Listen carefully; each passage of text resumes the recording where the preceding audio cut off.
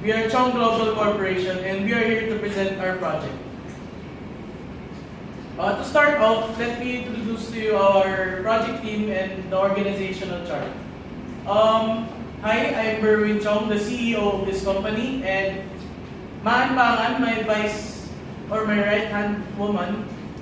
My chief estimators, Engineer Apple Pentabella and Engineer Emil Cabatay. And the CPA of our company, Mr. Jed Derek Pedrosillo.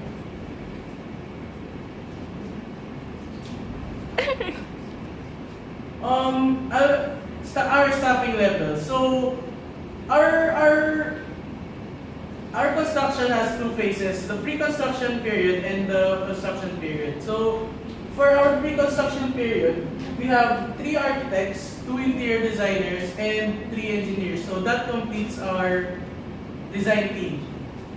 Next.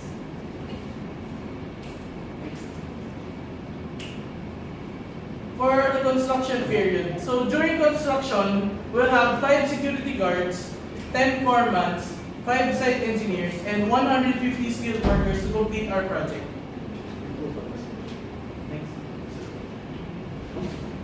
So to talk about the project delivery method of our company, I'll introduce Engineer Apple Pentabella. So good afternoon. I will be explaining the project delivery method our company has chosen. For this specific project, we have chosen the IPD or the Integrated Project Delivery as our delivery method.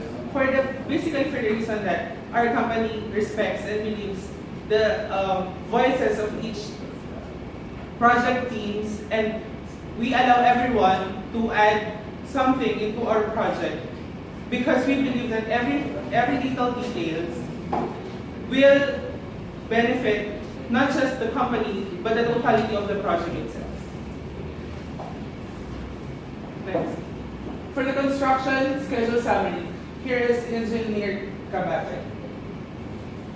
Good morning. I'm here to explain the construction schedule summary of our project. First, you can see that there is 2 colors in the schedule, the green and the red one, which means that the green one have a float and the red one is a critical path method. And next is you can see the sequencing of the bed. It means that when the one activity is done, the next one is needed to be done, and so on. And as you can see, we still continue the graph and it's done.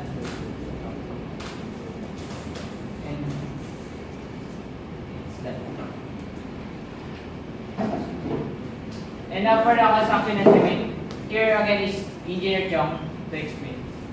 Good morning, hello.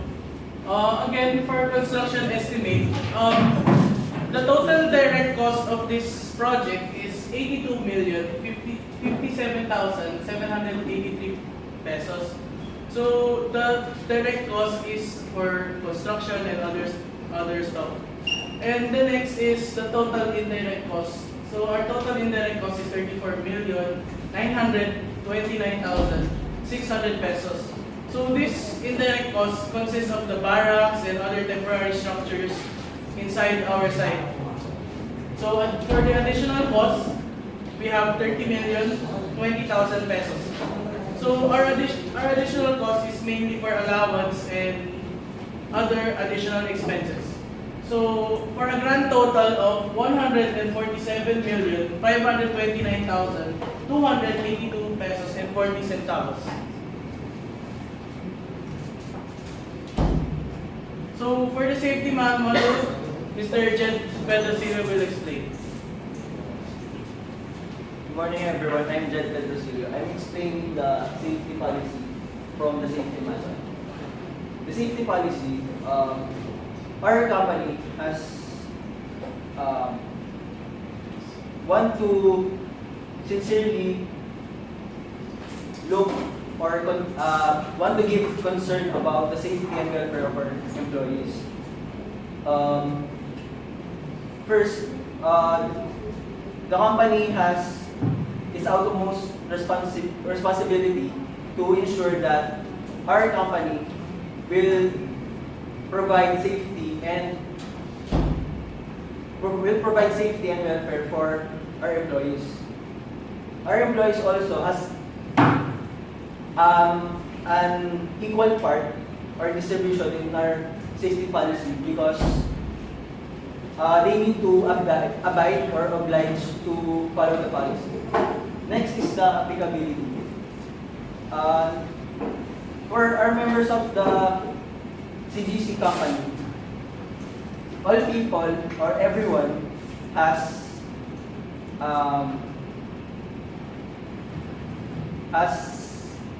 the need to follow for the policy, and each member is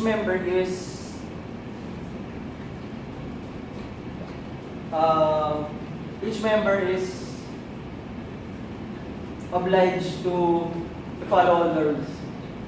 Next is the assignment of responsibilities to be reported by ISMA. Assignment of responsibilities. In the project that we will be doing, assignment of responsibilities will be distributed evenly to the different teams, like the whole company itself, the project manager, the laborers, and the foreman. Of course, for the whole company itself, it is responsible for the whole safety of the project and for the safety of its laborers and workers. And of course, the laborers will be responsible for abiding the rules that will be implemented by the said team earlier. Orientation and training. Of course, before we start our project or the construction, laborers or workers will be having orientation and training for the whole span of the construction. Basic safety and rules. Under basic safety and rules,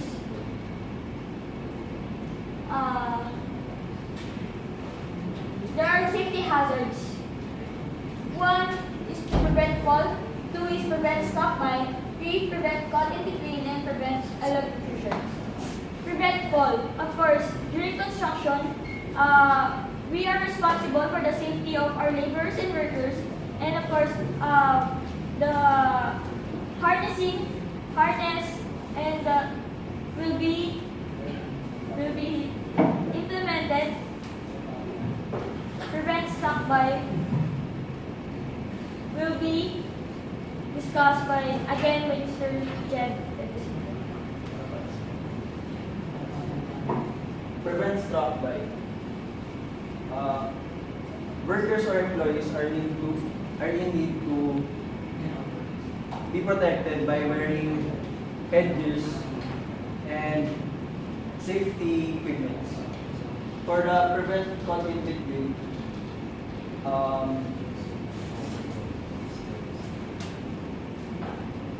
it is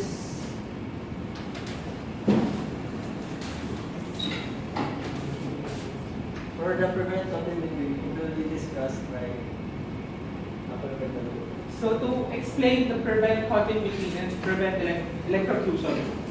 First, the prevent caught in between means a worker should not go or enter an excavation if he or she is not an authorized personnel of the said construction. And prevent electrocution, every worker should know where the electrical circuits are located and should avoid it by all costs possible. And they should not work with wet hands.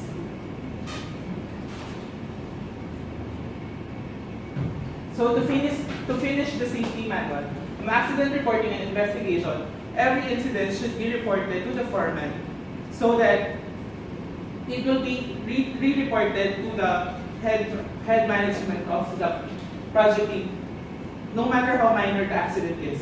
And the disciplinary policy, everyone is expected to follow the safety policy of the company.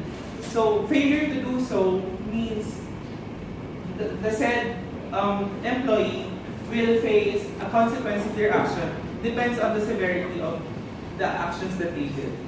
The consequences may vary from suspension to immediate dismissal on the service. The site access will be reported by our President Engineer Chong.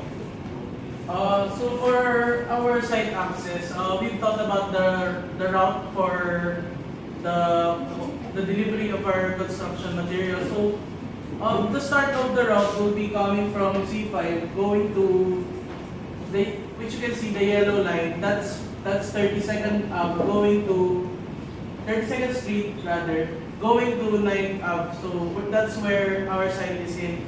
For the alternate route, the purpose of this route is to prevent our trucks encountering heavy traffic in the metro. So we've decided to guide them inside the inner routes of Taguig. So the route, we chose the route going to 34th Ave, still leading back to 8th Ave, which where our site is located. So our site logistics will be discussed by Ms. Maanta. Our site will be located in BGC, the first Taguig. As you can see, this will be the allotted area for the gym. We allotted 50 by 60 for our gym, and of course, behind the gym will be a parking lot. There will be a temporary office, and of course, we allotted area for the materials and supplies that we'll be using during construction.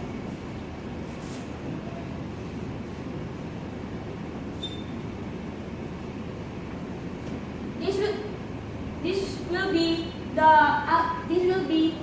final output of our project, our gymnasium. That will be called Extreme Fitness. There will be it will be a 3-story building where the gym is located on the second floor, and on the third floor there will be different rooms for different activities. And as you can see on the roof deck, you can see the solar panels.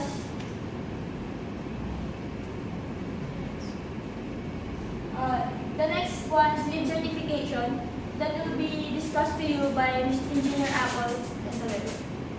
So for the LEED certification, we check. This is the checklist for the certification of the LEEDs. We chose LEED because it is an international environmental accreditation. So it will be the best among all the possible accreditations there is. So for the sustainable sites, we just check which credits are which of these following criteria are seen or is visible in our construction. So for the 14 points required, we gathered 12 points. For the water efficiency, we got 4 points. The energy and atmosphere, we got 4 points.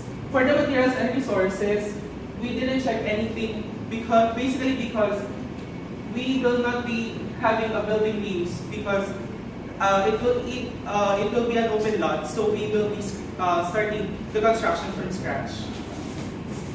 Next, for the minimum EHU performance, we had 15 points, and for the design, innovation and design process, we got 1 point. So, all in all, we got 47 points, which gives us a gold accreditation for the LEED certification. So, to sum everything up, here is Engineer Remy Chong, our president. Okay, thank you for listening.